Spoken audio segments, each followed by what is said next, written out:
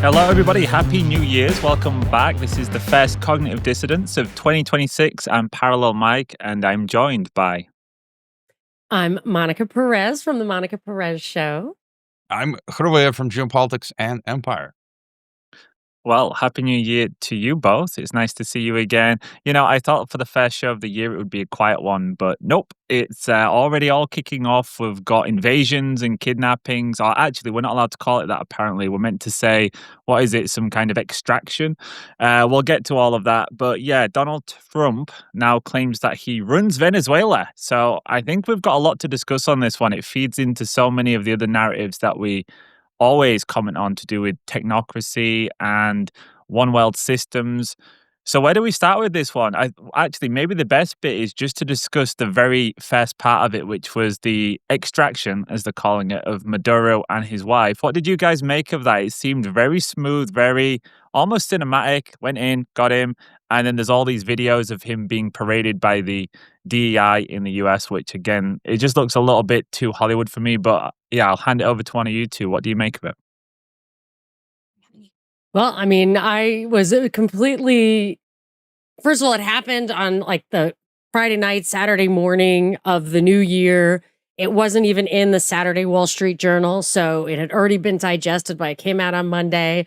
I think there's like a picture of Maduro with a thumbs up, Masonic symbolism, and his first court appearance, supposedly. But what struck me the most was that, yes, they're calling it an extraction. I sent you guys a clip from NPR or whatever, hat tip to Sir Tim, that said that he was extracted and that the CIA had been there since August to make sure it went smoothly. And in my mind, it was so smooth, so seamless and to call it an extraction, kind of, that's what you call it when it's your guy. We got to get that guy out of there. And they were shooting at the helicopters on their way out and not on their way in. And it just seemed to me, I don't know when that whole thing started, but at one point Trump said, hey, we'll give you guys safe passage to Maduro and his wife. I feel like either that was already in the works or he said, okay, and they took him out and they are actually leaving his government in place so that they can prevent a coup or whatever. And to me, when Trump said we're running Venezuela, to say something like that, to me, it sounds like a cover. So they are that government cooperated. They're cooperating through the transition. They are going to just get back into the international fold, take orders from the U.S. And I think they get to bluster. It looks like a fight. I think even the opposition that's emerging right now, there's already been an expose of how it's financed by like the same people who were doing No Kings or something. Like it's really very theatrical at this point. And let's talk more about how that segues into the Don Roe doctrine. But Roy, what was your reaction? Just before I hand it to you, Roy, just before we move on from the kind of reaction, I just want to show listeners what it actually looks like. So this is just Maduro getting off the helicopter, and you can see it all kind of looks pretty cozy, actually. And there's a really interesting part of this bit where he looks to the sky and he looks like he's come home. He looks really happy about where he is. Wow. It's very bizarre. And I'll pause that one. And then there's this one, which is like, you've just met your cousin after 10 years and hey, how's it going? He's got the thumbs up. He's got a smile on his face. It doesn't look like some of the past regime changes that we've seen. This looks more like it's for, media consumption, like everyone's friends. So, yeah, my take on it was that it was all planned. Maduro's pretty happy. He has maybe got a deal and him and his wife are going to be looked after. So, yeah, that was my take. I'll hand it back to you, Roy. That's the synthetic AI Maduro. Some of the extreme conspiracy theorists are going to say Maduro is dead and that's his cyborg, synthetic, humanoid, biologically constructed. That's all AI. It's fake. But yeah, I think there's a lot of the theories. Some people say Maduro was sold out by his own someone in the Venezuelan military. But then kind of to what you guys are saying, that doesn't seem to completely add up. And some of the more extreme theorists say that, as you say, Mike, a lot of the global elite, East and West, are sort of connected back channels together, and some deals were made, and I always have to use visuals for myself. It's kind of as a teacher thing, but also to make it more interesting for the audience. And you guys see my screen, yeah? And as you said, this is exactly how I felt. It says, I feel like Yes. I'll miss the invasion of Greenland. And I was at the beach, and I still have connectivity, but not as much. And like all this stuff is happening, New Year's, and it starts with a bang, Venezuela, and then you hear the news like Germany, the power's going out in Germany, cyber polygon, and then it's just completely. I'm going to read that for the audio listeners. And I will say this meme that you shared, I actually shared that with my kids immediately because it was so funny. It says, I feel like if I go to bed too early, I'll miss the invasion of Greenland. And then next after that, Cuba, and then Nicaragua, and I have to go back to past guest Nikola Mikovic, based in Serbia. He tweeted this out. He says, we did the podcast maybe 2 years ago. He said, we will live in the world dominated by the West for a long time, and it feels to be the case. It says. He says U.S. actions in Venezuela have clearly shown that what I told Jorge 2 years ago was correct. This world is and will remain dominated by the West for a long time. My warmest regards to all those who still believe in the multipolar world narrative. And we'll get to this later, I think, when Mike talks about the tokenization. But I feel, Brent Johnson and all those, we've talked about this before, the rise of the stable coins and all that. It feels like American Empire 2.0. And then just to add, this was an RT article that came out, and I was on Expat Money Online Summit VIP panel in October last year, and I said if we see military action in Latin America, it's going to be Venezuela, followed by Cuba, and then Mexico. And this RT article says Cuba and Mexico are next, and I think it adds Colombia, and then we've got the Greenland stuff, and Canada. So I think that they might, and then I think Rubio, and then George Friedman of Geopolitical Futures just posted an article saying Cuba's next. So you're seeing all these people pick up the signals. You can see this larger trend that it's about the Technate, and I think it'll happen differently in each location. So, for example, in Mexico, they're not going to take out Scheinbaum. Maduro in Venezuela was a different situation. In Mexico, they'd leave Scheinbaum. She's globalist. They would just do surgical strikes on cartels and stuff like that to clean stuff up. And I think this goes I mean, we can get into this, but just to show the map, like if we look at, here's the map of the Technate, the official map of Technate of America, 1930. Like this is literally it. Wow. I mean, it's Greenland, it's Canada, it's USA, it's Mexico, it's Cuba, it's Venezuela, And Colombia. Colombia. I mean, That's crazy, isn't it? That is crazy. And Long-term this is the planning. thing that Elon Musk's grandfather or father, whatever, was involved in. Is that the Technocracy Inc. from Canada, or is this something different? Yeah, that's it. It's the same thing. But it's like the picture says 1,000 words. It's like, what all these people talking about oil. It's like, yeah, that's one part of the larger puzzle. The larger puzzle is this. This is even just the mid-range puzzle. The bigger one is world government. So they're putting the technates in place. And I've said previously, we had Putin come out recently and say how we should if we put together the GDP of Russia and Europe, we'll have a bigger GDP than USA, saying like we should integrate and work together. And here, this is the map of 1984's George Orwell's blocks of Oceania, Eurasia, Yes. and East Asia. And like this is literally what's happening. And they're all, the Technate of the Western Hemisphere is coming into being. We're watching it in real time. I said Oceania we're watching it being built before our eyes. And somehow they want to form the Eurasia, and Putin was pushing that. And so those are just some of my quick thoughts. And then you've got we should talk about the alt media. I mean, Patrick Burns is a CIA agent. Alex Jones is CIA for all it's worth. He and Byrne admitted that. Remember, did we talk about this last time? I showed the clip where Alex Jones was promoting regime change in Venezuela to impose technocracy. Or it wasn't. I don't remember that. I mean, dissidents. he's obviously. So there was a clip a few weeks back, and Byrne was on the show saying we should regime change Venezuela to install digital governance and blockchain and biometric ID accounts. And Jones was like, yeah. And then Burns came into the studio a few days after that saying, I've been a CIA agent for 30 years. And they're both laughing. And now he says, Intel experts believe Cuban intelligence. So Cuba was holding Maduro hostage, and Trump's raid was a secret white hat QAnon rescue mission. that extraction thing is a dog whistle term. So, this, these, it's so funny that the conspiracy theories have been so weaponized to muddy the water. In large part, it's like you're handling it correctly, which is it's laughable, Yeah, and then I mean, we don't have to play this whole clip, but Andrew Tate. I mean, we're really seeing it come now, where Andrew Tate did a 3-minute clip of saying, "Let's take Venezuela, let's take everything," and his father is CIA, Patrick Byrne is CIA, Alex Jones' dad is CIA, Tucker Carlson's dad. It's like you're seeing this legacy all alternative media. Just yeah. So I'm gonna there. The Did anyone beginning of this. Yeah, enjoy sorry. watching Alex Tate get emasculated by the worst boxer in history? Oh yeah. Man, that was terrible. As an ex-boxer, that was the most disturbing fight that When was that? I normally watch the boxing.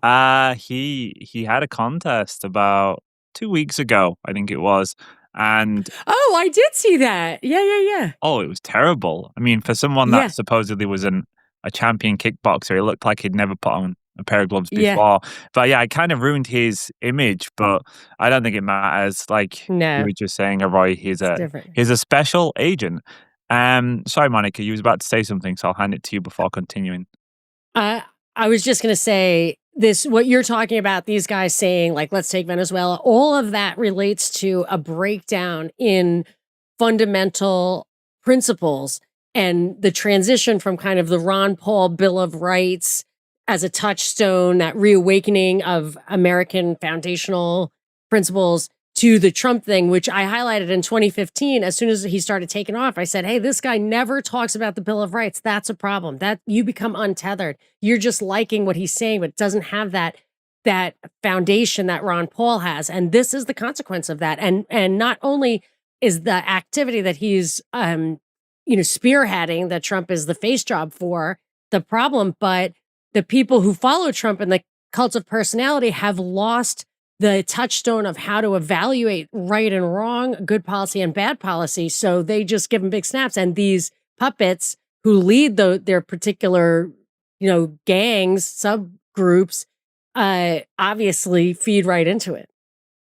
Yeah, what do you actually make of the legal aspect of this? Do you think it even matters at this point, the legal side of things? Is that just window dressing for what's happening? We don't have international law, but I guess, yeah. No, I mean, right. and I've seen these comments. There's like a few handful of people in my Telegram, which I think are, what do they call that? The ghost army. The official, that's the ghost army. The Psy war, mind war. Was it Aquinas? The guy's name, Michael, whatever the Aquino? Aquino, yeah, Aquino, some people call him. And I've got these two people, and they play this game. They try to they use my name, Hrvoje. They try to sort of develop this fake friendly relationship with me, and then they promote MAGA, Trump, tardness, QAnon, and saying, yes, there's this law. Under U.S. law, we can regime change and extract Maduro. I'm like, what are you talking about? This is insane. You're just, it's like, so, but, there are memes coming out by that logic. Russia can do what they did in Ukraine, and China can take Taiwan, and Israel can do Gaza, and anyone can do whatever they want. And so, for me, this is completely illegal by all standards, U.S. Constitution, international law, whatever. But when they were doing this originally with the Middle East back in the day, 10 years ago, 15 years ago, and beyond, they had the expression American exceptionalism, which people in the United States thought of as American extraordinariness. Like, we're this, extraordinary nation. Like, we have these freedoms and it results in a lot of prosperity. That's how they thought about it. But what the word actually means, America is an exception to the laws of sovereignty. So the laws are supposed to remain in place, but America has an exception to them. And then if you just extrapolate that a little bit, and obviously the name of Roy's show anticipated this for a decade, it's empire. It's just empire. And the problem with it is it's built on this lie of democracy, because the people don't really want this empire. It's a new world, and it's fundamentally immoral. And we want fundamental morality because we know we're protected by it. But it's empire, and that's what it is. And that's what American exceptionalism is. Yeah, I mean, if you look back throughout the history of US interventions in Latin America, it's just been one long line of going in there to pave way for the corporations and for the globalists to actually take over. We wouldn't have maybe used the word globalist before, but now when you zoom out and you see how it's all coming together in this end game with the Technate, you can say, oh yeah, the whole time it was just piecing together this jigsaw ready for what we're actually seeing now. And for listeners that don't know, I've just got a few of them on the list. So starting in the early 1900s, we had Cuba, Panama, Honduras, Dominican Republic, Haiti, Nicaragua, Mexico multiple times, Guatemala, Cuba, Dominican Republic again, Chile, El Salvador, Nicaragua, Grenada, Panama, Haiti, Venezuela, Bolivia, and now Venezuela again. And yeah, I don't think it's the last. And And just then, before, go ahead, yeah. Monica. Sorry, then not to mention the silent ones like Ecuador, maybe Peru. And your article on Venezuela was fantastic. I was going to ask you how you researched that, Mike. But anyway, finish. Sorry. Well, that one nearly broke my back because it took me about 35 hours. So I wasn't happy with it. I was like, if I'm spending this long on an article, it's too long. So It was cheers for that, amazing. Monica. I I just was appreciate it. blown away. Like for 1 second, I was like, maybe Mike has somebody working for him. AI. But Did it in I AI was like, 5 minutes. nah. Tell us the truth. I'm just kidding. Well, No, I know. I was like, no, definitely not. But it was really, really good. well, I knew some of it. What's interesting is that Venezuela was actually a key country for a long time because obviously listeners will know that their oil reserves are the largest known oil reserves in the world. But if you go back to the 1970s, and you deserve credit for this because you was the person who really got me interested in Iran's history and the Shah of Iran. And going back to when the petrodollar was made, if you think about it, what happened was Saudi Arabia made this secret agreement. They said, we'll provide oil for the world, we'll price it in dollars, and then we'll recycle all those dollars into US debt. And that's what allowed globalism to really work because it spread the dollars everywhere and created a globalized world where all of the trade was happening in one currency for commodities. But here's the key part is Venezuela and Iran were two of the largest oil producers on planet Earth. So I theorized that a key part of the secret agreement in the petrodollar agreement was we're going to take out Venezuela and Iran's oil production. And it's no surprise that Iran and Venezuela both had their oil production destroyed. And that obviously filtered all of the trade to the Saudis. So the Saudis could do that and buy up all of the US debt. If you had Iran and Venezuela with oil sovereignty, that could never have happened because they could have easily vetoed and said, well, we're going to sell oil and we're not going to sell it for dollars. And obviously, we know over the next 50 years when Iraq tried to sell oil for euros, they got taken out. When Libya tried to sell oil for gold, then Gaddafi got taken out. And obviously, what we're seeing now with Maduro looks a little bit different to those interventions. So I think this one is not, this one's probably a legitimate, we've done it together. And he wasn't, I don't know. I mean, maybe Maduro is a bad guy in terms of he's opposed to the US, but seeing how they took him out, it's not the same as Iraq. It's not the same as Libya. And so, yeah, Syria. anyways, my It's not point the same is as Syria. no. And the other part of this as well is remember the petrodollar agreement has now collapsed. So this is why I think they're moving on both Venezuela and Iran now is because that deal with Saudi, it doesn't make any difference anymore. The dollar is dying. And I think they're going to go to some kind of new system. And in the new system, who controls the commodities is going to be king. It's not about controlling a currency like the dollar. Obviously, it's not really the US that's behind all of this. It's the banking cabals who are, creating the one world beast system. I'll hand it to you, Monica. I want, sorry, Roy, did you want to say something? Because I want your response to what I have to say, but I don't want to change I had a subject. question for you guys related to this, but go ahead, Monica. All right, let me tell you my thing and you do that. And then, so I've noticed that they blame it on socialism. Like the Maduro thing collapsed because of socialism. North Korea is because of socialism. But if you dig into the recent past, like from 2017, a little before that, 2004, you even went back to the 70s, Mike. What they do is this is a really tight international system. And all you have to do when you want to isolate somebody, want to bring a country to its knees, and Hervoye brought this up before about the intentional internationalization of networks and supply chains so that you're absolutely vulnerable to any kind of disruption, they will disrupt that. And then your economy will collapse, your ability to access markets, your ability to sell your stuff. becomes negated, and then it looks like it's your ideology. But my contention is, with current technology, any ideology will work if implemented in good faith. Socialism, communism, fascism, I don't like saying that, but nobody needs to starve if any system were implemented in good faith. And that, I just, like, on the ground, seeing probably that closer, I'm wondering what you No, guys think. I if think that's true. brilliant. That's totally it. I've already had people commenting on my article saying, "Oh yeah, it's because they went this socialist path, stupid Venezuela."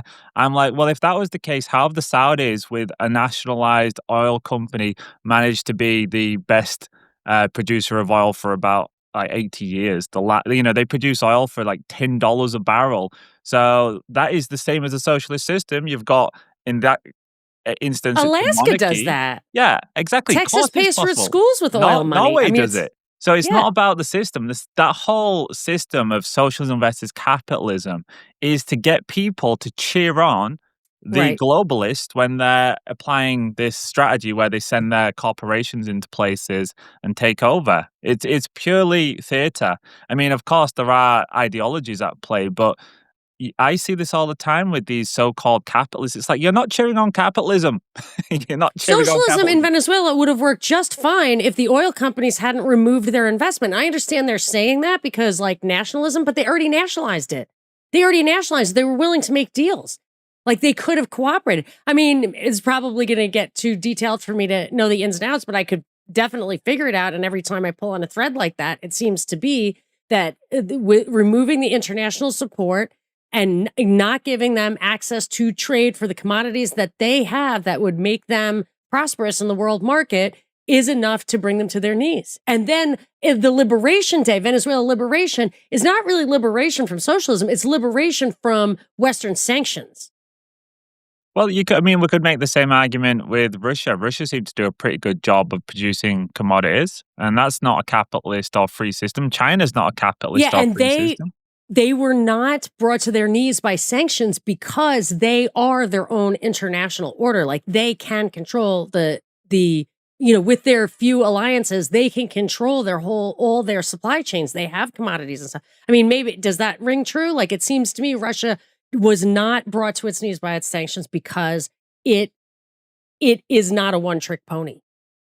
What they did when Russia was going when Russia had during the Cold War, when Russia was considered separate to the West and it was not meant to have any interaction, was the West just opened up a load of shadow companies and factories in Russia. So it's not like the West wasn't there, and it's the same in Venezuela today. There's Chevron working in Venezuela. It's not like there's no American Yes. oil companies. Chevron's already over there.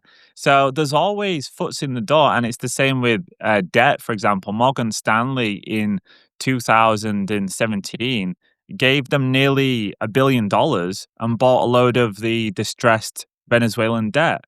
And the Rothschilds have been in Venezuela. They was helping to restructure the debt. So all of the key players still get access to these markets. When we get told the sanctions on them, it's like, yeah, sanctions for thee, but not for me. It's just a bit of smoke and mirrors. But yeah, I think the thing with Russia is Russia has been successful because the difference, well, when Vladimir Putin first came into power, one of the first things that he did was take back the oil from some of the Western companies. It was Khodorkovsky, but behind Khodorkovsky was Nathan Rothschild in the UK. He actually owned Russia's oil and gas industry. He had huge controlling shares in them. So yeah, what we're told and what's actually happening is always two different things. Some will say that the czar himself was taken out by the Rockefellers because he would have prevented them from having a worldwide monopoly on oil. Yeah, well, after he was taken out, it was Royal Dutch Shell who actually owned the oil industry there, and they sold it about 10 years after his death. They sold a lot of it off, but they already had pretty much monopoly. It was similar to what we're going to see in Venezuela, where the government or the country, whoever's in power, will get a small cut of it, and it will be the rest of it owned by Western elites. But I mean, this is the problem with discussing this. How can we actually discuss it properly? Because we're talking about who? Western elites. Who are we actually talking about? We talk about Donald Trump taking Venezuela. It's not Donald Trump. There's a globalist faction that is installing this technate, and we can't actually pinpoint exactly who the person is because it covers all of them, right? I mean, for all we know, Maduro was in on it. We just don't know. Maybe he's Oh, just I assume being a bad Maduro actor. was in on it when the writing was on the wall. But I always think of the military-industrial complex as finance, defense, and energy, oil, and as the like top line, and then under that maybe big ag, big pharma, and big tech. But it's easy to say it's international bankers, it's Israel, but it's also easy to say it's the oil companies. It's also easy to say it's Rand Corporation, not maybe in this particular case. But I mean, presumably, at this point, it seems like there is a Octopus. a network at the top. It's all of them. I mean, they're all plugged Yeah. into this network. I just wanted to add, I'm not sure if I can fully agree with y'all when you said socialism or communism could be successful. I think more. People wouldn't starve. I think it's more isms have become irrelevant in this age where we are now, close to world government, because what you guys just described, the system of globalism, globalization, free trade, as they've sold us on it, the technocracy, everything has become monopolized, and they control everything, and they can sell us different narratives. And I have to play this clip that resurfaced again recently, 50 seconds from Network, right? Have you guys seen the movie Network? 1976. And he summarizes it. This corporate head brings in the news journalists. And I think they told us this is the truth. There are no nations anymore. There are no, Maduro is irrelevant. Trump is irrelevant. Putin is irrelevant. Von der Leyen, they're all. I used to work in a supermarket, and I used this recently. The owners of the supermarket were Greek cousins, and when they left, I was put in charge. So I was just I was the manager, like of the floor manager. I'm not the owner. I do what the Greek guys say. So basically, Trump and Maduro, all these people are just like the managers, the front end managers who are powerless. They can only apply what the bosses want done. Absolutely. It's like the PR team, right? It's just the public relations team. Yeah, The face jobs. And it's better if they don't know, because then they can deliver their lines more convincingly. Yeah. I mean, here's another point. I just had a crash course over the weekend on narco-politics from someone who was a retired Christian, who worked in the government in Mexico, and he explained to me back in the heyday of Mexico, the 50s, 60s, 70s, whatever. There was one Mexican cartel. They weren't chopping people's heads off, and they were, all much of the city where I live, the big restaurants and hotels, that was all built by cartels. And we enjoyed, all of that stuff. And then when the people doing a lot of the extorting and kidnapping today are the small, lower level cartels. And I forget the point we were talking about, but I mean, he was explaining that they're the ones doing all of this shaking down, and Trump might come in and actually press Mexico to get rid of these guys who are doing this lower level chaos, and they want to go back to having one control. But here's the clip from Network. Let's see, here it is. There are no nations. There are no peoples. There are no Russians. There are no Arabs. There are no third worlds. There is no West. There is only one holistic system of systems. One vast and immense, interwoven, interacting, multivariate, multinational dominion of dollars. Petrodollars, electrodollars, multi-dollars, Reichmarks, rims, rubles, pounds, and shekels. It is the international system of currency which determines the totality of life on this planet. That is the atomic and subatomic and galactic structure of things today. Any thoughts on that? I liked it. Yeah, that's it. And that was a long time ago, and it's true. But your two things. One is that you said that those people are the enforcers, the low level enforcers. I remember in New York, a friend of mine's father was killed, assassinated by the mob. And then the assassins were a couple black guys, and they were killed. So you take out those guys when you're done with them, and that's a way of kind of cleaning house. And then you don't no one can really trace where it came from or what happened. I wouldn't be surprised if there is not only this big restructuring we're talking about, but an on the ground kind of restructuring. Maybe the cartels and stuff You will you actually be affected. you reminded me of my point. So he was explaining a lot of businesses around me are due to cartels. I mean, they're laundering their money. And he told me, like, there was this taco place that he went to where they serve a really high quantity, high quality, affordable seafood. And he goes there and it's like mostly empty. And they, he's just inventing numbers. Like they sell maybe 5,000 pesos of food a day, but they report 100,000 pesos coming in a day.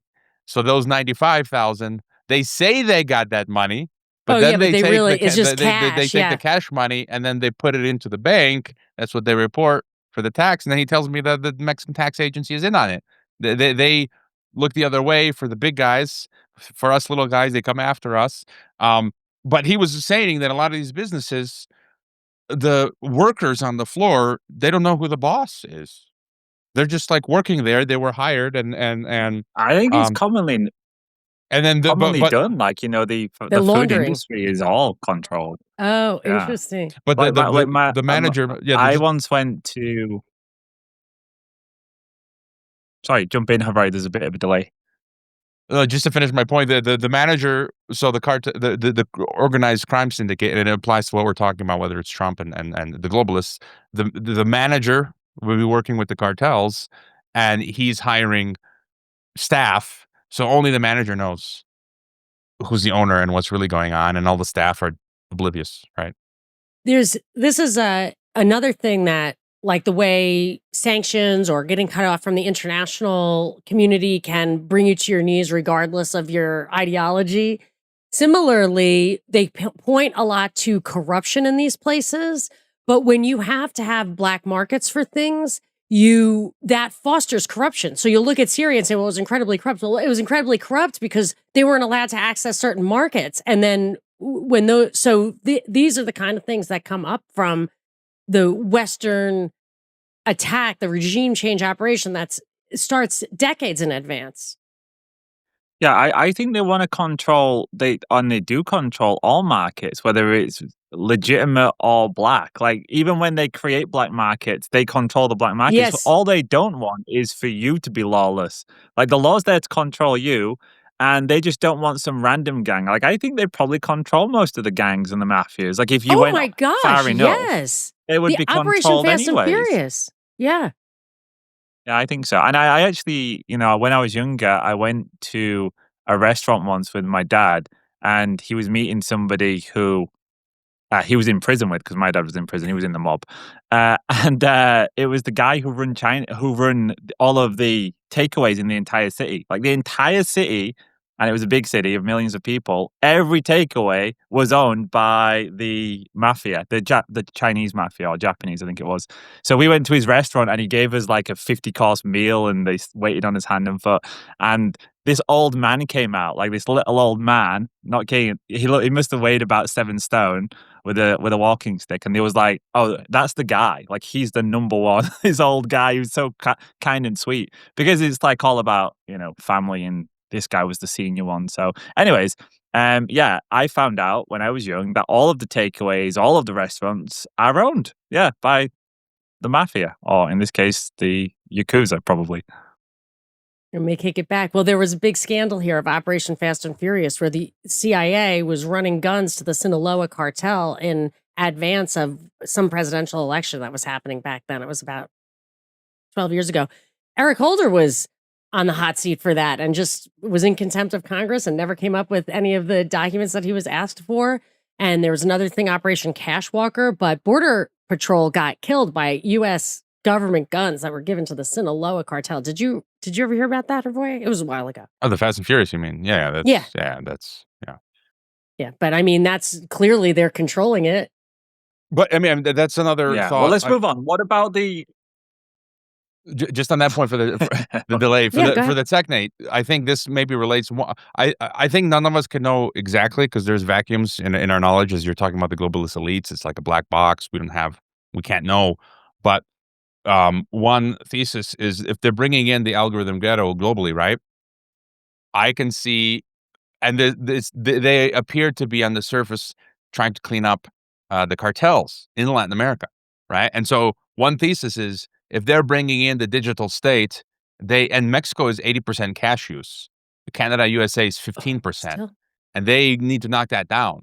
And so maybe they are actually attempting to get rid of the cartels who are a stumbling block to the digital state. So I can see that as one. Yeah, time to clean house. It's a new era. Yeah, and what do you think about the whole angle with oil? Apparently, Trump said that he's shipping 50 million barrels of stored oil. So they've got these big flotillas where they've got inventory. That's all going to the US. He's going to be meeting with the oil majors next week to try and get them to restart operations in Venezuela. And he said that they're going to indefinitely ship all production to the US. And one of the angles that I thought with this is we know that a key strategy of the US right now is to try and keep the oil price as low as possible because they're going to be collapsing the dollar, or it is collapsing. I think the next crisis, which we're probably going to see early this year, I think the world looks like it's slipping in towards something like a major depression. They're going to print a ton of money, and that's going to be so inflationary that they're thinking if we can keep this oil price down, then yeah, we can maybe manage some of the inflation, not all of it. So I'm wondering what you guys think of that. Do you think it's about more than just the oil? And if so, like, is there any other theories you've got on it? I'll just add, I think the big play, again, is the Technate, the regional Technate and world government. But within that, when you talk about oil, I've heard interesting theses recently on Substack. A listener sent me an article, which I put on the notes, which said that the Gulf refineries, the American Gulf refineries, like shale oil, the light stuff, is having trouble. And a lot of the refineries are built for heavy, and which is primarily Venezuelan stuff. And so, again, related to what you're saying for the American economy, they need the Venezuelan heavy to process it for the refinery industries.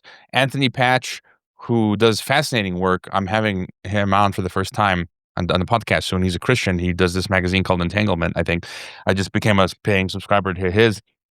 He posited an interesting theory where there's not enough time to build out the electric grid for the algorithm ghetto, right? Thomas Massey said you need to double, triple, quadruple it to effectively run the AI data centers and all technocracy. We can't do that. The transponders take years to put in the orders, to have them made from China, to be brought in. Anthony Patch said something interesting on oil that that Musk, a lot of the data centers are being run on traditional hydrocarbons using like generators, right?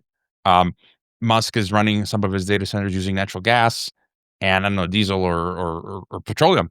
That maybe the Venezuelan oil will be used to power the data centers to run the technocracy. So, yeah, those are just some issues. And then also maybe to redirect some of the supply chains away from Russia and China and more towards the Monroe, the American Empire. Yeah. 2.0. I don't know. So Yeah, I this think might be good that's probably part of it. So I want to say one thing To about add, the oil. there is one. I think it's 1 million barrels a day that Venezuela produce, and 3 million barrels a day that Iran produce. So if the US takes Iran alongside Israel later this year, that's 4 million barrels, and America actually has the facilities to process that really heavy crude that Venezuela does. A lot of people say, "Oh, it's really poor quality," but America actually already has the big cokers to sort all of that get the heavy metals out of it and turn it into usable stuff. So I think you're onto something with the data center thing, Haroy. That makes sense if they want to speed this up, and I think we all probably agree it's kind of accelerating. 2026, they're going to do it even faster than 2025 because I think they've got this issue that the financial system itself, once that comes down, they're not going to be able to fund these massive expeditions. So they probably want to get it done front loaded in 2026, just in case there's a major crisis, because at that point, America would have to turn its attention inwards, as with the rest of the world. So I think if they are going to move on multiple countries, it's not going to be over 10 years. It's going to be in the next couple of years. Maybe we see 3 or 4 knocked out this year. So, a couple of things. I think that you can reverse engineer the timing on this to say they're going to go into Iran or whatever, and they want they want a safety net for when the oil is disrupted from there. I think that's obvious. And then, but this whole like Monroe Doctrine, whatever, so we had the Monroe Doctrine, which was like Europeans can't colonize in the Western Hemisphere. And Donald Trump is like, no, this is the Monroe Doctrine where we can like aggressively take over everything in the Western Hemisphere. But an article I read that you reposted, Hervoye, about who wrote that? Velina Chakarova. She's this Austrian big geopolitical guru. Yeah. It was it was really fascinating. She showed the Arctic Circle. She showed where military bases are up there, where resources are up there, oil spills, oil assets. This just as an aside, like she's like, well, the polar ice cap is melting, and I wouldn't be surprised. I think they're melting it on purpose. I think there's a lot of stuff underground there that they don't tell you about. And I wouldn't be surprised if the whole climate narrative shifted in the 70s from an ice age is coming to warming is coming because they wanted to get cover for that. And yes, that's in her thing. Yeah, it's unbelievably interesting graphic there of like an overview from the Arctic.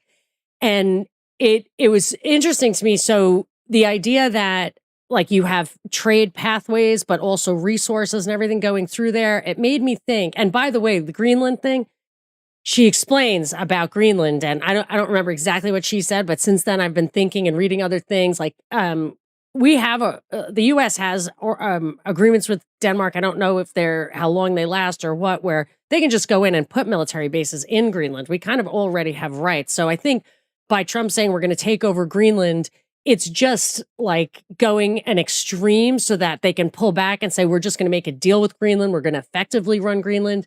But in order to control the transit ways, but the whole entire thing, the whole Western Hemisphere thing, the whole oil stuff, the old commodities and everything, I think goes to Mike's point about the collapse in that you just bypass the currency. It's now a physical world again. And I think that's manifesting in what's happening with silver. It's a physical world now. And that's a sign of, that can obsolete the currency, whether it was happening or not. Yeah, that's right. And if you think about it, once we have the collapse of these fiat currencies, it's going to be settlement only in gold. So if you control the commodities, you will be a vacuum for the world's gold because in the West, at least, it'll be the US. It'll be the US that control energy, the US that control most of agriculture through taking over countries like Venezuela and Latin America. So I think if people are wondering how's America going to recapitalize itself with gold, China might have 30, 40,000 tons, but America can suck all that gold out of Europe because Europe's going to be completely dependent on the US, especially now they've taken out Nord Stream and made them energy dependent. So I think when you look at that big map, you've got America that's going to control. It's going to be like an empire still. It's going to control the western part. Europe's going to be completely screwed. Then you're going to have China and a small regional bloc over there, probably alongside Russia, but with a little bit more sovereignty, or at least the appearance of such.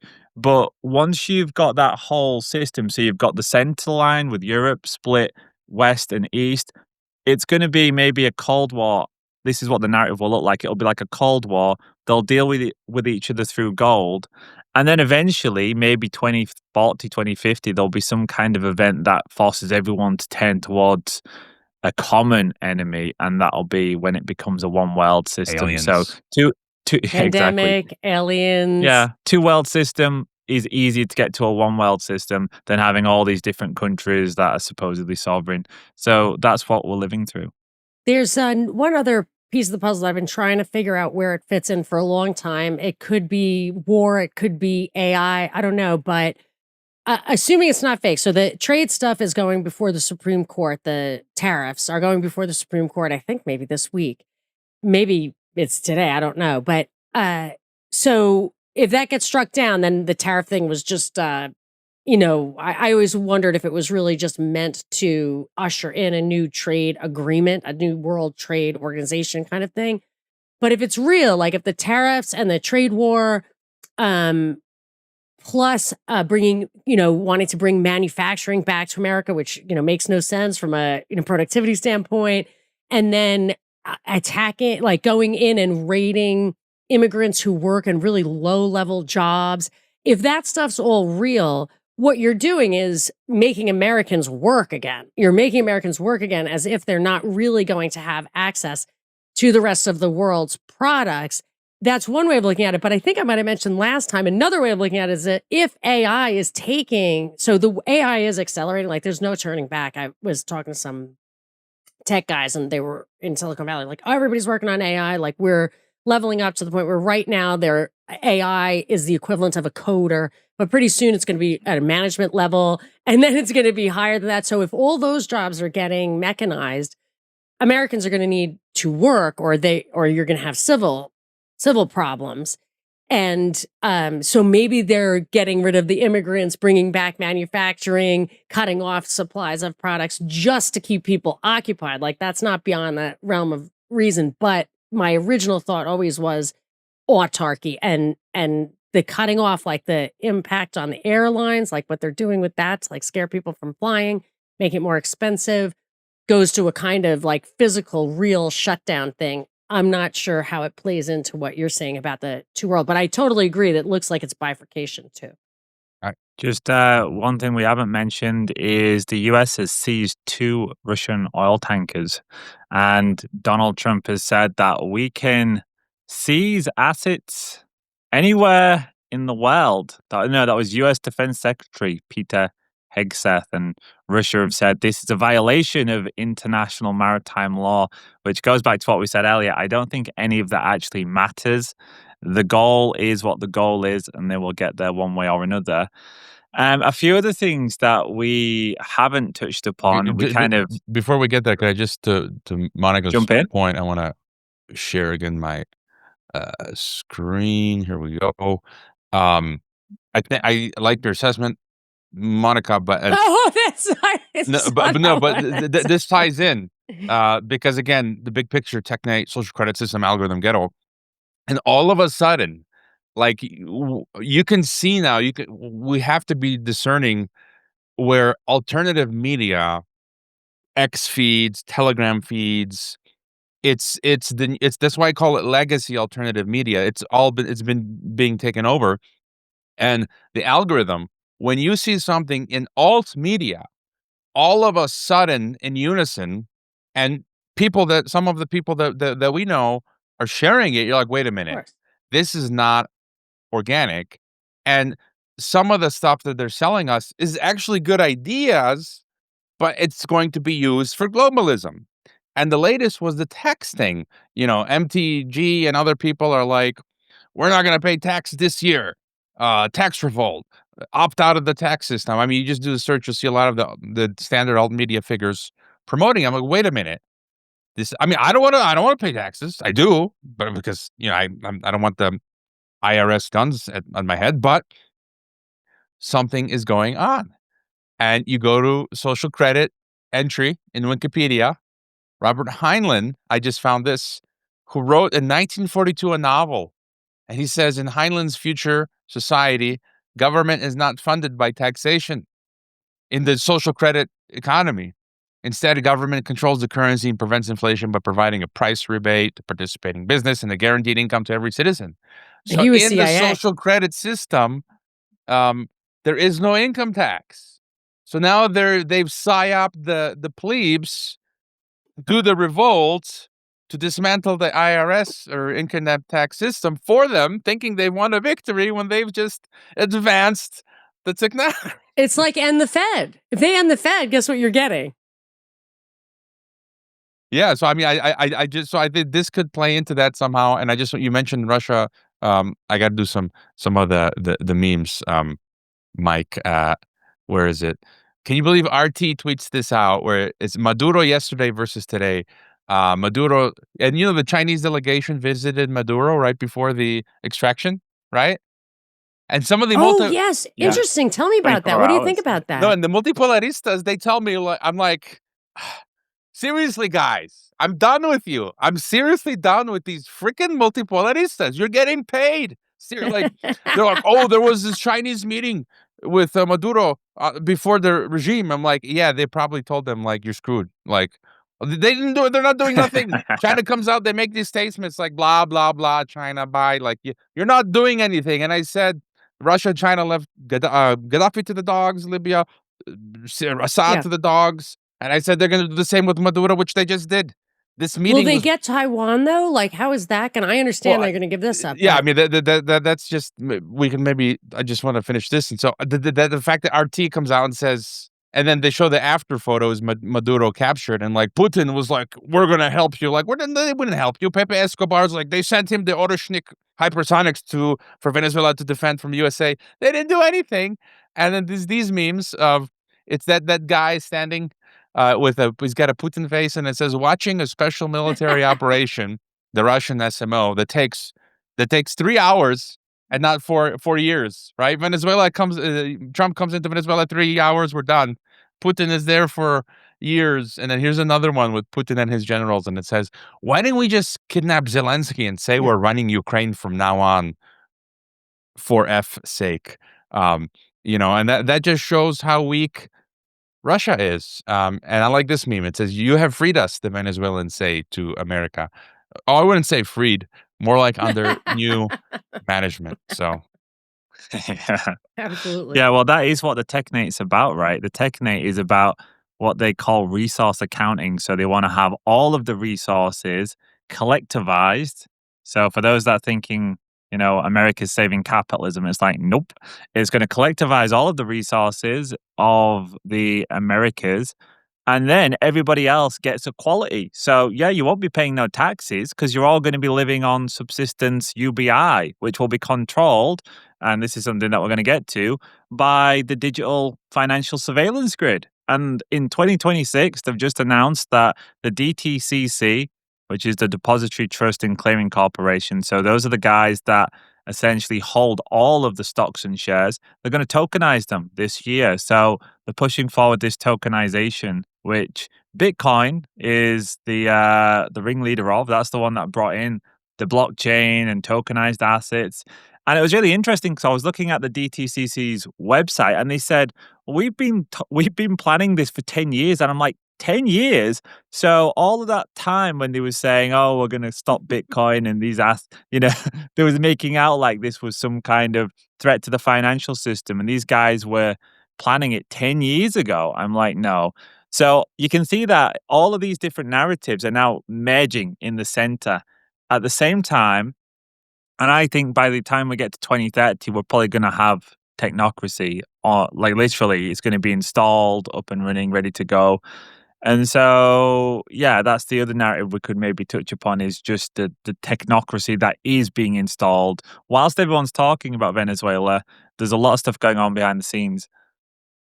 I mean, just on that point, I mean, I totally agree with you. There's no look. I was just at the beach in Mexico, and on the highways, I heard the announcement where you won't be able to pay cash toll anymore.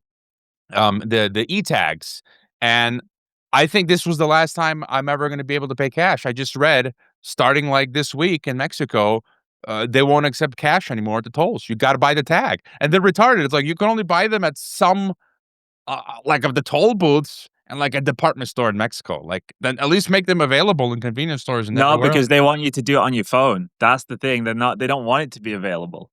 Well, I mean, but you have to buy the physical tag to put in your car. So yeah, you do have to do it on the phone, but you need to buy the physical tag to put on the car. And so like that's coming in now fast in Mexico. The Mexican tax agency has they're going to have access to all of the platforms to your purchase history. It's like I don't even understand. It's happening so fast I can't even compute it. But my other points, I can have just share my screen again real quick because I pulled up Our these. parking meters are now make you use your phone. Everything. With in France, 10 people convicted, some of them going to jail for making fun of the whatever Brigitte Macron. I mean, that's interesting. it's thought crime. It's social credit. What you do, your thought, your speech, you get penalized. In Mexico, in Michoacan, the state of Michoacan, the first time this has happened now, the cyber bully unit of the state of Michoacan in Mexico. So a citizen criticized a politician, and they weren't even violent or uncouth on Facebook, and they have been arrested.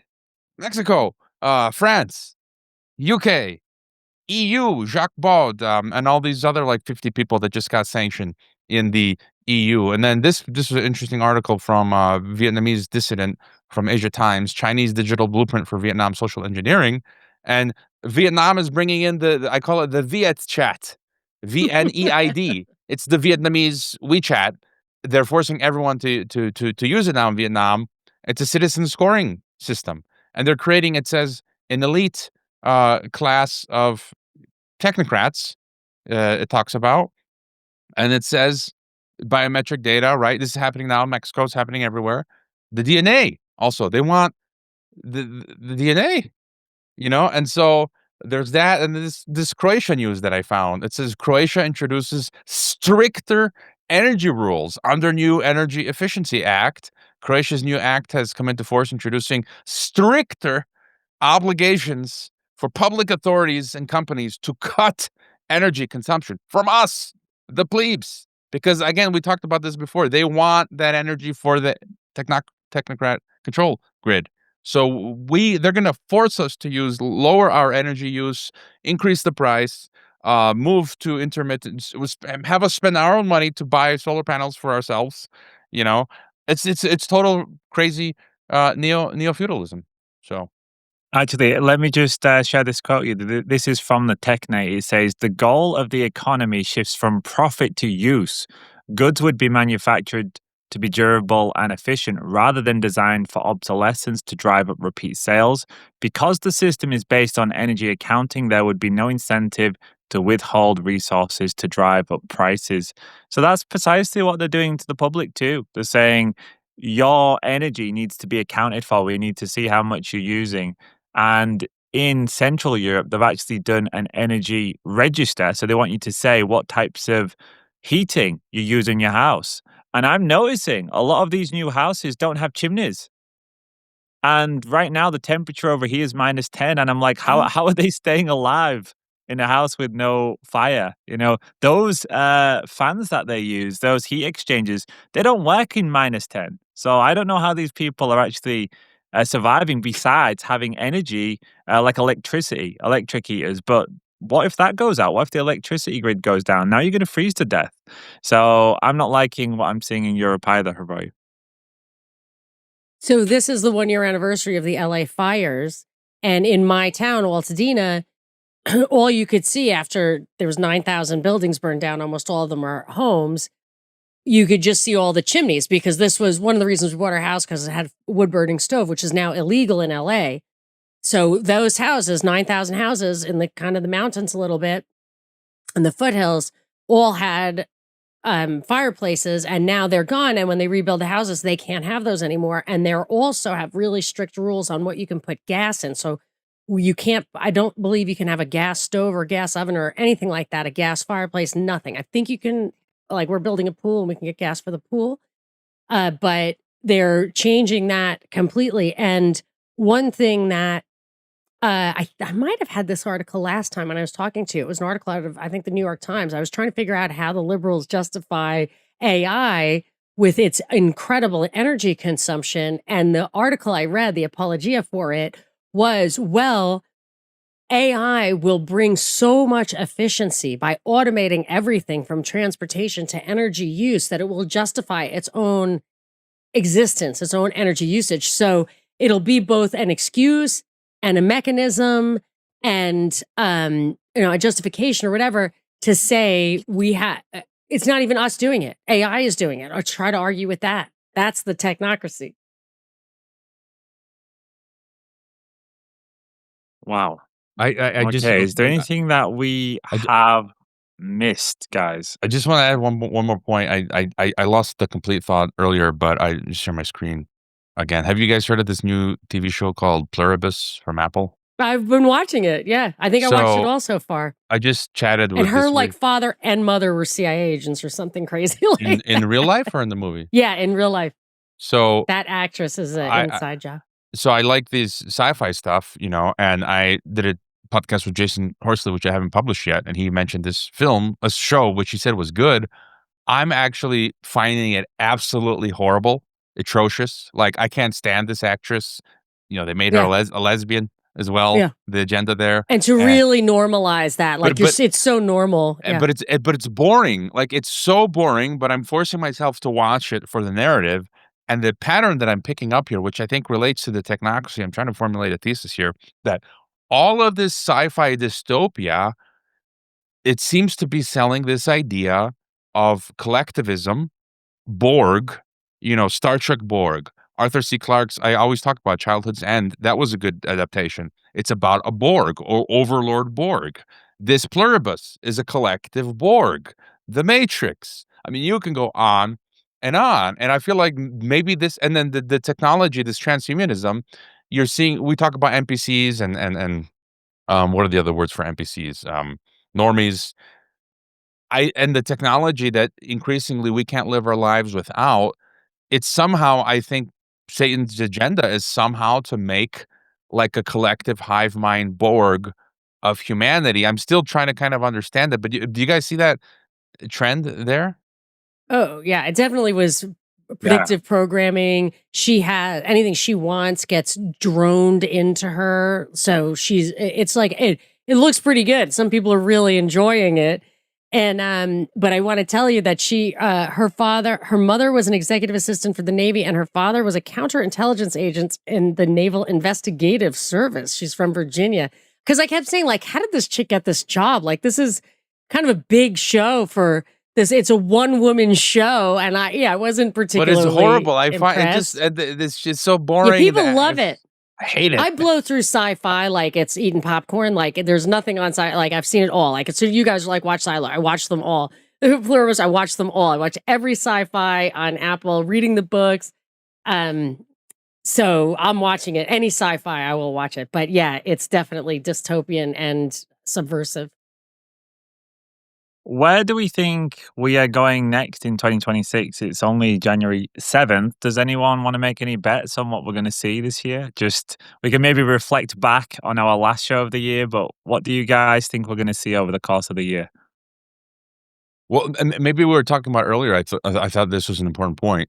You mentioned Iran, Monica, um, and I think, I mean, maybe we're preparing for a future war. Who was I talking with? I was on X Space recently with Patrick Henningsen, um, which was fun. And they might use the World War III. They might actually launch some form of real manufactured conflict. And that, if when that happens, it's going to be COVID all over again. I interviewed the Canadian scientist, Denis Rancourt, and he posited COVID was like a simulation for World War III. And so if they do that, national security, all countries, national security, force majeure, no free speech, lockdowns, this is the whole same thing. And so maybe countries now are scrambling for all the reasons we talked previously, the energy that's going to be used for the financial system, the commodity, as you outlined, Mike, but also to run the technocracy, but also for future wars, for Iran. And I think that goes back to America can do whatever they want. It seems like they're going to do Iran next, and they're going to need these energy for war. I've also had guests say that in general, there's not enough energy to do a World War II style war, which could be good news. Which means they can't go full out like they did previously because of energy restraints. So I don't know if people But have thought. also, that would get rid of all of the technocratic infrastructure as well. So I think it would have to be kind of localized with fronts where they send people to die, and maybe the rest of it's big narratives that we see on the screens, kind of like with COVID. You see all the stuff on the screen, but you go outside and, well, it don't look so bad. But there's air raid sirens maybe and emergency text to your phone. So it'll be like a technological, psychological operation. But whether there'll be like Dresden firebombing, I don't know. I agree that the COVID thing was an experiment, a dress rehearsal, putting things in place, seeing how far they could go, seeding things they need for surveillance and censorship and all of that. I think that Agenda 2030, it seems like, is that really happening? Are we on track? I think we actually are on track for that. And the two kind of, if you ask like AI to summarize it, the two overarching things are it encourages collaboration among governments, civil society, an expression I hate, and the private sector. So it's the corpo governmental continuum, which we see happening now from, everywhere from Venezuela to Syria or whatever, where everybody's just going to cooperate and collaborate and it says it's going to utilize indicators to measure advancements towards achieving the goals. There's going to be a lot of measurement, like you're saying, tokenization, all that stuff is about measurement and tracking. I think there's going to be a lot of that. My son was just telling me, he knows kids who want to go into the U.S. Space Force, which looks like a joke. He said, no, it's cyber intelligence. That's what it is. It uses space because it's like satellite, but it's really cyber intelligence. So the cyber element of the war is probably going to be bigger than the physical element, I assume. And it's just a funny little detail. Seems to me that Trump is kind of letting his hair go white. And I feel like he's done. Like he's at the end of the midterms, he can announce that he has full on Alzheimer's if he wants to. Like he's passing the torch. So I think we need to watch out for the signs of who's getting that torch. It looks like it would be Vance. It looks like what's up with Kushner. And then, but really it's, in my opinion, it's probably Newsom. So I think that he's ready to just not be so much in the news after the midterm elections or whatever. And so this would be a year of transition in that regard. Just on the point about the Third World War looking a little bit different and maybe having events that don't take out necessarily main infrastructure, but it has to frighten people. Just the other day, somebody sent this to me. Berlin had, and here's the headline, biggest power outage since World War II. So you can see how they're framing the propaganda in the media talking about war. It said it was described as an act of terrorism, the longest blackout in Berlin's post-war history, and it was 45,000 households. And apparently it was a left-wing socialist or communist organization that took credit for it and said, we apologize to the less affluent citizens who were affected. So this was meant to be cyber attack. That stuff's all cyber. Like the grids. This was actually arson. So they said that they bent down a power. I mean, I don't believe the official story. I don't know if I believe that. No, neither do I. That's some left wing guys. That's the thing. The physical stuff, like 9/11. Like I feel bad for all the guys who fell for it and went to war and got seriously hurt or killed or whatever. But it defies belief that we could not defend against that. Like we defend against these things. These arguments that we can't defend, we can defend. And I remember there was a drone that went down over Iran with like Stuxnet in it or something. It's like, oh no, now Iran has all this cyber capability. Oops. So now you can have the cyber war. You can have that defense buildup. You can have it because you give your quote enemies those weapons. But I see that there would be a lot of that. And that plays more into like the COVID scenario than even a hot war would. Because the COVID thing was about shutting down the system. Same thing with like our fire and other natural disasters. These are all, shutting down the systems. And I think that that's a war against us. Well, they're telling people in Europe now to prepare for at least 5 to 7 days of major disruption. So have food at home, have emergency torch, batteries, things like this. And this has been happening kind of sporadically in different countries. They've been coming in and telling the citizens to do this. So it feels like they are making fertile ground for some kind of narrative shift that's going to happen. And that would justify a transition to AI. Like I think our fires here will justify a transition towards a totally revamped grid. I feel like all of the disasters, they don't even have to do a good job with like making the disaster seem real to use it as an excuse for these transitions. They're building the narrative, right? First is what you guys just outlined. They're building this narrative of boogeymen for cyber attack, skirmish here, skirmish there, and then it's all about transitioning us to the global algocracy. And I'm basically in survival mode this year. It's survival mode. It's getting crazy. The inflation, financial stuff.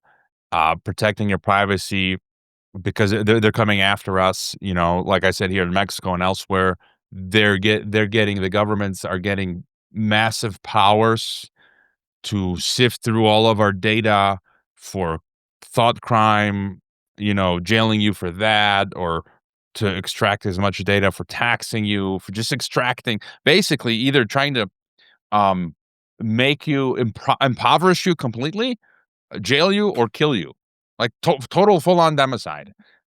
We may even see a repeat of 20th century. R.J. Rummel talked about Oh, the yes. death by government. And so for me, it's just like, I don't care anymore. I gotta protect me and mine, survival mode, so. I had a note to myself earlier, and it brings, it supports Mike's point about first you have the two systems, and that'll be easier to integrate into the world system. You see what's happening with the Don Roe doctrine or whatever, and maybe China doesn't like it, and it's about physical control of rare earths and commodities and oil, and precious metals. But even though it does appear, and I mean that there is some competition on the ground between the two big tracts, the bigger picture stuff, the stuff you're talking about, the Technate, the technocracy, all of that they're in lockstep. They're doing AI, they're doing digital currency. I mean, this is the more it really causes cognitive dissonance when you read about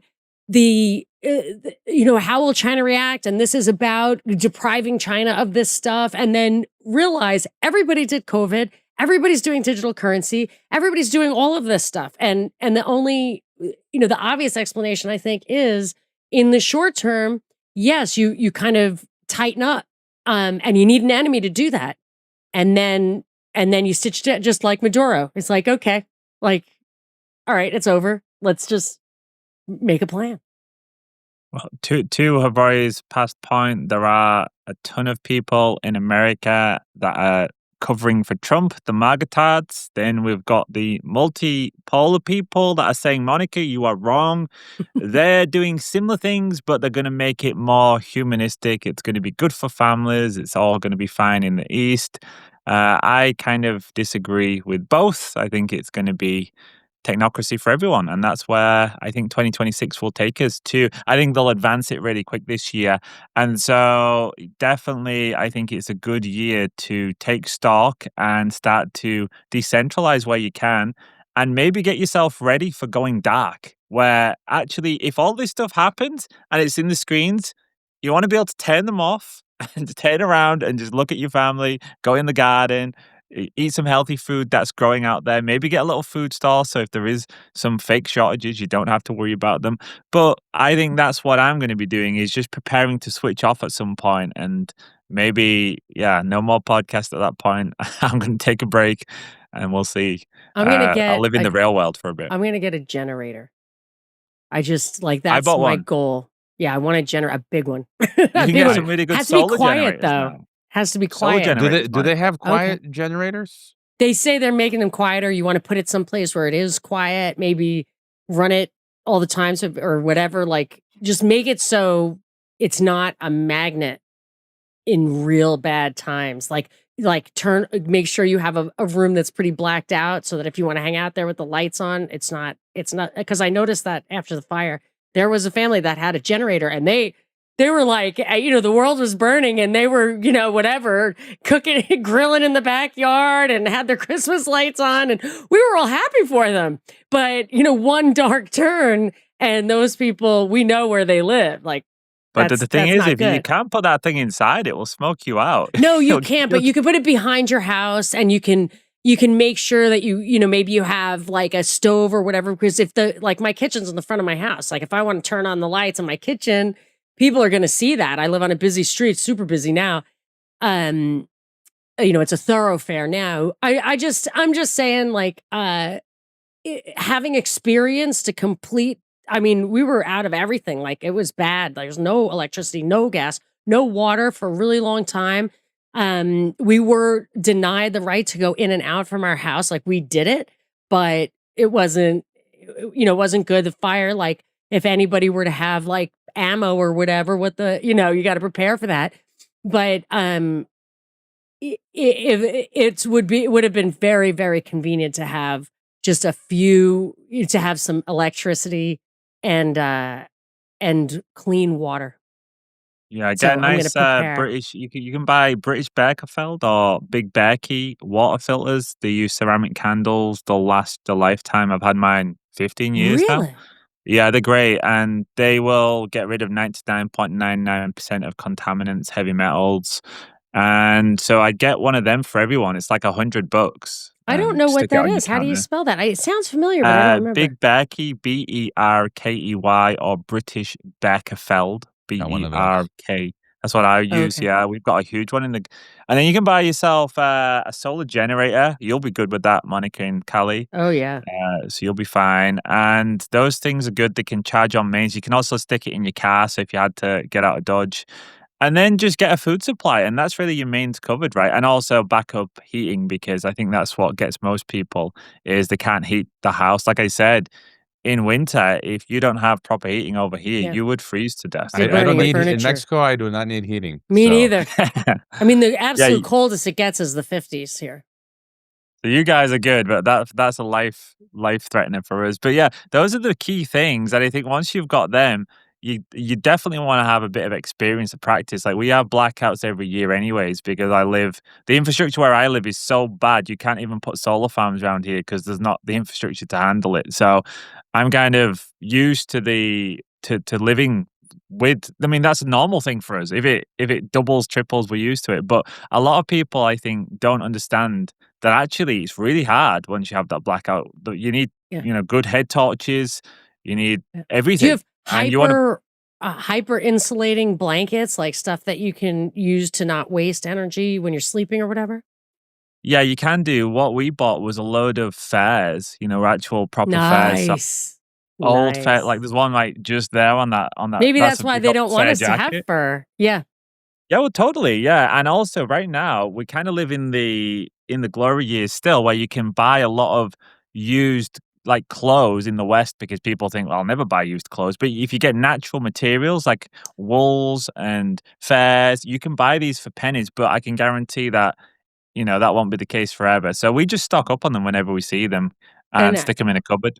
I've just noticed that too. I was reading some stuff. They found out that MS, or I forget what it is. I think is it MS that hits women of reproductive age more than any other demographic. I can't remember, but they were saying that there's plastic coating on dental floss, on clothing sheets, on a lot of things that is correlated to MS. And then I realized my son is like a medical guy. I was like, yeah, your sheets have to be cotton. So like everything I threw away, like a foam pillow I had. It's like, yeah, that stuff, you're not supposed to be breathing plastic all night.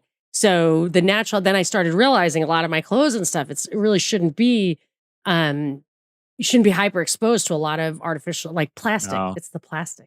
Yeah, my wife will only buy natural Yeah. materials, and I once made the mistake of, because a natural material you can decompose, you can throw it in a fire, it's fine. If you throw one of those unnatural ones, a synthetic, you stick it in a fire, it melts into a That's giant what was the ball. problem with my neighborhood is all the fire retardant is Yeah, is toxic chemicals. So when it all burned, people are tearing their own houses down. They're losing their minds. They're like, "Oh, it was full of toxins." Like tearing the houses down that didn't burn.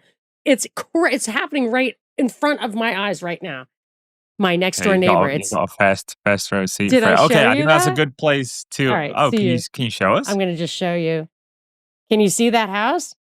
Yeah. That house didn't burn down. It wasn't damaged at all. They ripped off the stucco and the plaster on the inside, the roof tiles, everything. Well, just as one final aside, you know what they're doing in Europe now? They're forcing people to put up on the outside of their house insulation, but guess what it is? It's foam board. So can you Cover their house in imagine? plastic. They're covering every house in flammable foam. So if there is a major fire, you'll just have all this black toxic smoke covering Yeah. the They entirety. want you It's to wild. die. Let me before I got to do the two Trump memes. Come on, just for Go fun. for it. Yes. Keep it light. Hilarious. Go out with some memes. I found this AI generated on Facebook, and it's got Trump in a tropical area Nice. cooking the comment to Latin America fried bananas. But it's funny. It's got him singing. Here it is. Madurito, Madurito.